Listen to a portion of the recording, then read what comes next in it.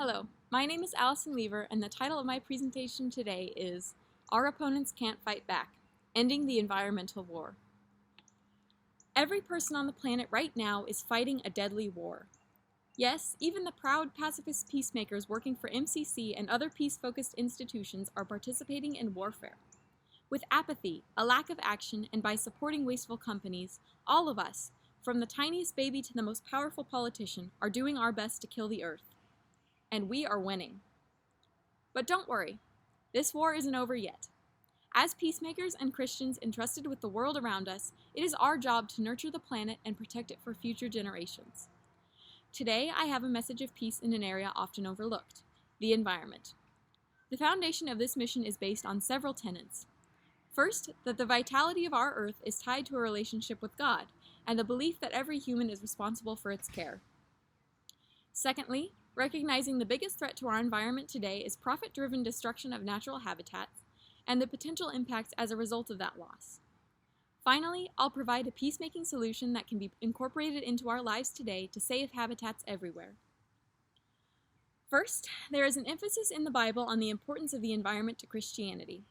It is so important that the first words of the Christian Bible, in most translations, are, "In the beginning, God created the heavens and the earth."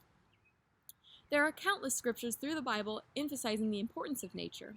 We are called to learn from nature and admire God's wonders in the book of Job, and praise the joy that comes from nature in Psalms. The occurrences are so numerous that, similar to the red letter Bible which highlights the spoken word of Christ, a green letter Bible has been produced with every word on the environment written in green. And guess what? Not a page goes by without the occurrence of a green word. We, as humankind, are given the vital task of caring for this environment. Nature is God's greatest gift to humankind, full of wonders, breathtaking majesty, and biological miracles. I can imagine God's heart is breaking, watching us destroy this creation every day. To quote John Piper, the chair in plant science at Bethel College, the biggest threat to biodiversity today is the loss of habitats, overfishing, clear-cutting forests, and contaminating the oceans. And all around the world, flora and fauna are losing their habitat in the name of the almighty dollar. Consider, for example, the coral reefs. Picture a multicolored jungle of corals rippling in the current, the sun dappling the reefs as exotic fish dart between them. These beautiful underwater ecosystems are some of the Earth's most diverse habitats. Despite taking up only 0.1 of the ocean's area, they provide the habitat for at least 25% of the ocean species, as revealed in a study by M.D. Spalding. They are renowned for their biological complexity, their fragile nature, and their critical role in the marine world. And tragically, they are under an extreme threat due to industrial fishing. By 2030, over 90% of these rare and miraculous ecosystems will be severely threatened by destructive, human-related activities, especially overfishing, according to the World Resources Institute. Many methods of industrial fishing are damaging to coral reefs. One such method is dynamite fishing, where sticks of dynamite are used to bomb the reefs and kill fish in the surrounding area. These sticks of dynamite brutally destroy coral reefs, kill thousands of organisms, and render the area uninhabitable per a study on coral degradation. All of this is done in the name of generating profit. Overfishing is but one threat from corporations who commit almost every environmental sin under the sun, from toxic waste dumping to massive amounts of single-use packaging. These deadly actions contribute to the loss of habitat for millions of organisms and push them further into extinction. With the increasing overlap between human and animal habitats, global pandemics, like the one we're living in now, will become more common as animals transmit diseases to people, as revealed by Tollefson on a study on deforestation. Take a deep breath.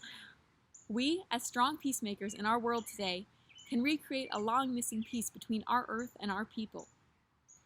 Piper noted that, from a philosophical standpoint, the way we as a society treat our environment is reflective of the way we treat our fellow people in regards to race, class, and sex. A term illustrating this principle is anthropocentrism, meaning to interpret the world in terms of human values and experiences. Merriam-Webster. Because humans put ourselves at the top of the food chain, we disregard everything we think is below us. This results in a superiority over the environment and the world, giving us permission to mistreat anything that is different. From a natural standpoint, this isn't how the world works. We are all in this together as co-citizens of the earth.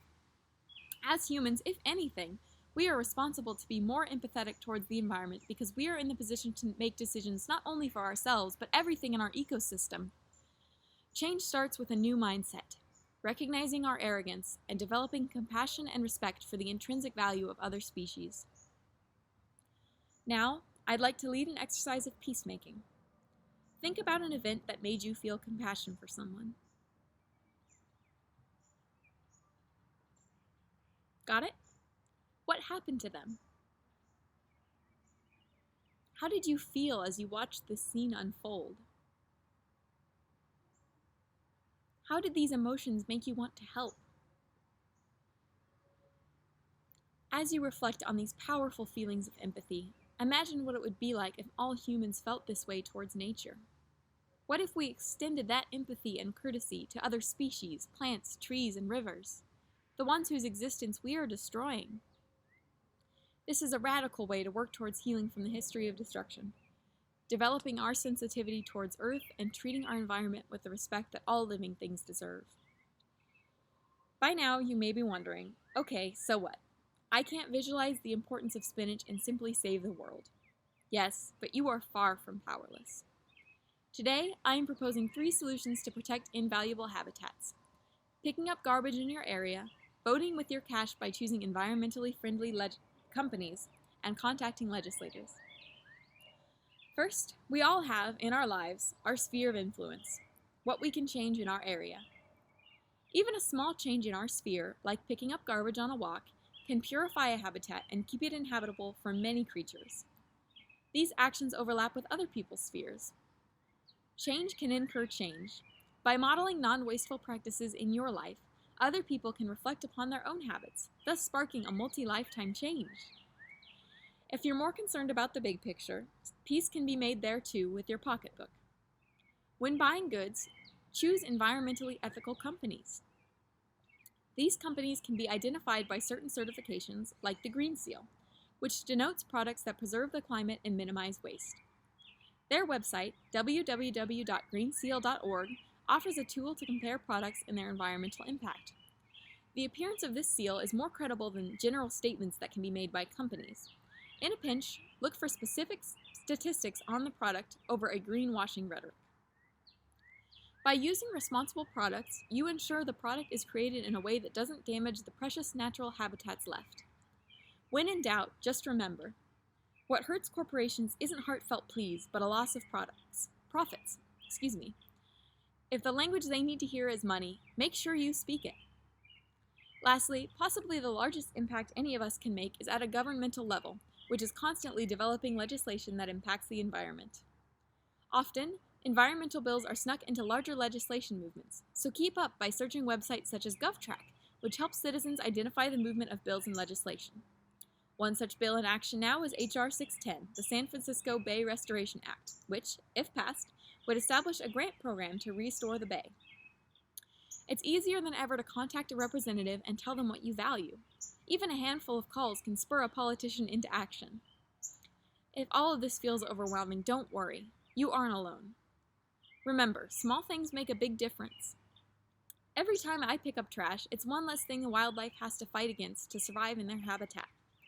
With every dollar spent ethically, every letter sent to a politician, you are taking steps to foster peace between us and God's creation, and beginning to reverse the damage that has killed habitats around the world. These steps lead to an earth where biodiversity flourishes, our air is crystal clean, and nature is honored. I implore you to take from today a greater value for every living thing. Tear off the veil of anthropocentrism and recognize that we are all on the earth together. We are not meant to duke it out in a ruthless battle to extinction. Instead, we are called as peacemakers to extend the hand of peace to every fellow organism. Thank you.